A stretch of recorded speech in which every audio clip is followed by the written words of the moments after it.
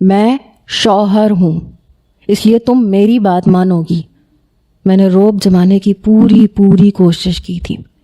میری بات سن کے وہ نئے سرے سے پریشان ہوئی، کہنے لگی بلال ایسے تو ہم کسی کو منہ دکھانے کے قابل نہیں رہیں گے، سب لوگ کہیں گے اتنے چھوٹے بچوں کی شادی ہو گئی، اور یہ ہنا لوگ وہ تو مجھ پہ ہنسیں گی کہ تم جسے موٹا گینڈا کہتی رہی اسی سے تم نے شادی کر لی۔ نہیں میری تو بڑی بے عزتی ہو جائے گی۔ وہ اب افسوس کر رہی تھی۔ میں نے کہا اب آئی عقل میں یہی بات میں 1 ہفتہ پہلے تم سے اسکول میں کرنا چاہتا تھا، لیکن تم نے سنی ہی نہیں۔ وہ کہنے لگی اب کیا ہوگا، ہمارے بہن بھائیوں نے تو ہمیں کہیں منہ دکھانے کے قابل نہیں چھوڑا۔ میں نے کہا یہی تو بات ہے، انہوں نے صرف اپنے بارے میں سوچا، انہیں صرف اپنے آپ سے غرض تھا۔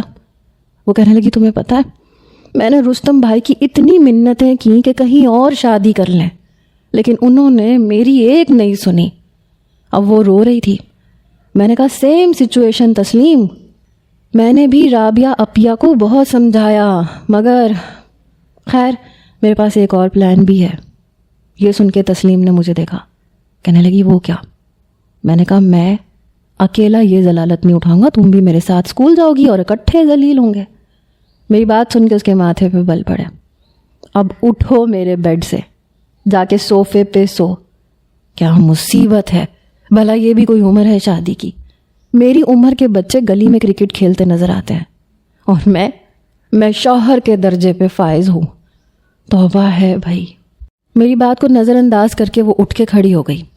پہلے الماری میں سے اپنے کپڑے نکالے، پھر تکیہ صوفے پہ رکھا اور واش روم میں چلی گئی۔ میں بیڈ پہ لیٹ چکا تھا۔